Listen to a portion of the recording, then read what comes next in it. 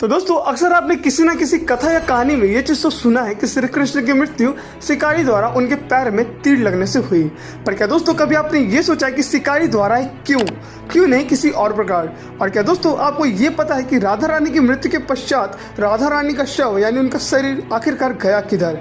और दोस्तों क्यों श्री कृष्ण ने राधा रानी की मृत्यु के पश्चात बांसुरी बजाना छोड़ दिया और कौन थे श्री कृष्ण की बांसुरी यानी किसके अवतार थे श्री कृष्ण की बांसुरी और क्यों तोड़ दिया श्री कृष्ण ने अपनी बांसुरी को।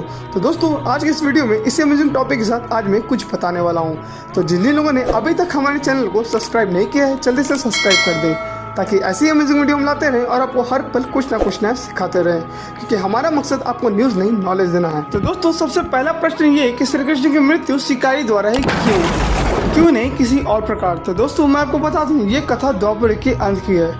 पुराणों के मुताबिक जब द्वापर का अंत होने वाला था उससे पहले श्री कृष्ण को ये बात का पता चल चुका था कि अब गांधारी का श्राप उनके कुल के ऊपर लग चुका है। जिस चिंता में श्री कृष्ण जंगल के बीचों बीच जा पहुंचे और पैर के ऊपर पैर रखकर ध्यान मुद्रा में सोचने लगे कि वो किस प्रकार धरती लोक को छोड़े ताकि कलयुग का प्रारंभ हो सके।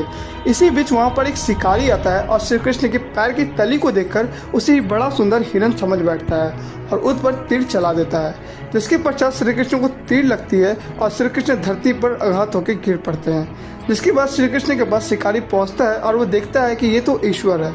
तब शिकारी को अपनी गलती का एहसास होता है और वो श्री कृष्ण से माफ़ी मांगने लगता है।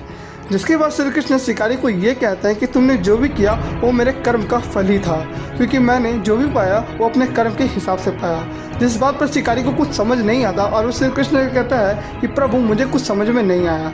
तब श्री कृष्ण शिकारी को कहते हैं कि मैं पूर्व जन्म में श्री राम था और तुम पूर्व जन्म में किष्किंधा के राजा बाली।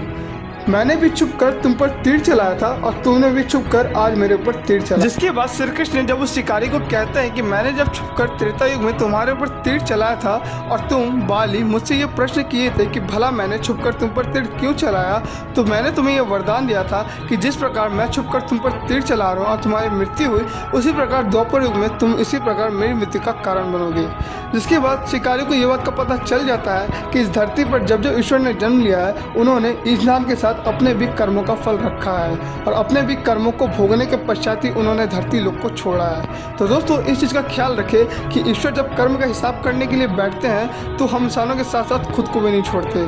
तो हमें इस चीज़ का अफसोस नहीं करना चाहिए और ईश्वर की हर कार्य पर हमें भरोसा रखना चाहिए। तो दोस्तों इस कथा के बाद आपको तो इस प्रश्न का उत्तर मिल गया होगा क्योंकि श्री कृष्ण ने अपने अंतिम समय में शिकारी के हाथों ही मृत्यु को प्राप्त हुए। अब दोस्तों अगला प्रश्न ये कि राधा रानी की मृत्यु के पश्चात उनके शरीर का क्या हुआ। तो दोस्तों मैं आपको बता दूं जब राधा रानी अपने अंतिम समय में थी तो वो सिर्फ श्री कृष्ण को ही याद करती थी। इसी बीच एक बार श्री कृष्ण राधा रानी के सामने प्रकट हुए और राधा रानी से वरदान मांगने को कहा।